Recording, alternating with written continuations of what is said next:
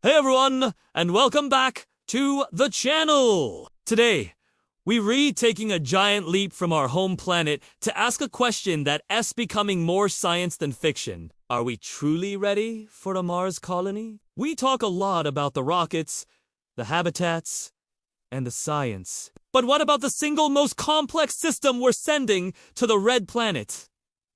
The human mind. Building a life on Mars is the ultimate test of human ingenuity and endurance. The engineering challenges are immense, no doubt.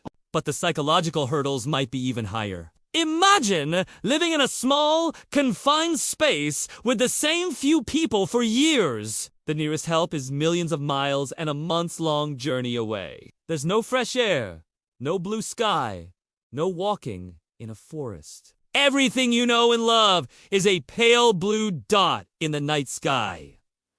This isn't just a long trip. It's a permanent change in what it means to be human. Let's break down the first major challenge: isolation and confinement. On Earth, even in the most remote places, we know civilization is just over the horizon. On Mars, that's not true. The crew will be a small family in an unimaginably vast and empty universe. This is what psychologists call an ICE environment: isolated, confined, and extreme. We've seen previews of this in Antarctic research stations and on the International Space Station. Astronauts report feeling disconnected, and even minor annoyances with crewmates can escalate into serious friction. Now, multiply that by the scale of a multi-year mission with no easy way home. The psychological pressure will be immense. Every social interaction becomes critical. Every disagreement has the potential to threaten the entire mission's stability. Then there's the sensory deprivation. Think about your daily life. The smell of rain, the feeling of wind on your skin, the sight of clouds drifting by. On Mars, the environment is monotonous. Red dust, a thin pinkish sky, and the constant hum of machinery. The habitat will be a closed loop with recycled air and water. The food will be functional, not gourmet. This lack of sensory variety can lead to boredom, depression, and a decline in cognitive function. It's like living in the same room, eating the same meal every single day for the rest of your life. How do you keep your mind stimulated and engaged when your entire world is designed for survival, not pleasure? It's a question mission planners are taking very seriously. Another huge factor is the communication delay. A message from Mars to Earth can take anywhere from 4 to 24 minutes to arrive one way. This means no real-time conversations. Imagine trying to get urgent advice from mission control or talk to your family during a crisis. You send a message, and then you wait for up to 48 minutes for a reply. This delay creates a profound sense of disconnection. It breaks the natural flow of human interaction. For colonists, it will mean they are truly on their own to solve immediate problems. This Earthoot phenomenon will force an unprecedented level of autonomy and resilience. They will be the first human beings in history to be so completely cut off from the rest of humanity. So, how are we preparing for this? Space agencies like NASA are running sophisticated analog missions right here on Earth.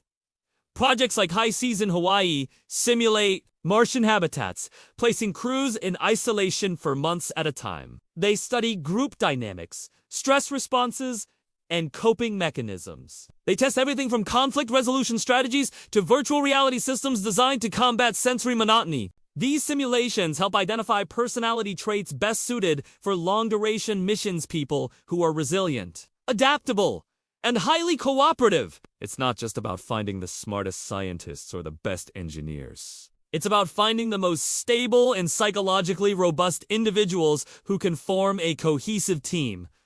Let's talk about that team. Cohesion. On Mars, your crewmates aren't just your colleagues. They are your family, your support system, your doctors, and your rescue team, all rolled into one. The survival of everyone depends on the ability of the group to function seamlessly. A single personality clash could jeopardize the entire colony.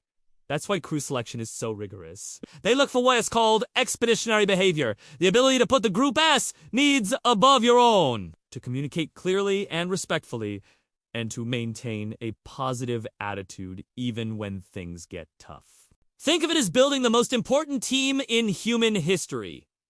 But what happens when problems do arise? Mental health support will be a cornerstone of any Mars mission. Colonists will have access to therapy, but it will be through time-delayed messaging or AI-driven counseling programs. They'll need tools for stress management, like mindfulness, exercises, and journaling. Virtual reality could play a huge role, allowing them to escape the confines of the habitat and visit a virtual beach or forest. It sounds like science fiction, but these virtual vacations could be essential for maintaining sanity. It's about providing a psychological toolkit to handle the immense pressure. And if someone does experience a serious mental health crisis, what then? These are the ethical and medical dilemmas that we need to solve before we go. There's also the existential aspect. What does it mean to be a Martian? The first generation born on Mars will have never known Earth.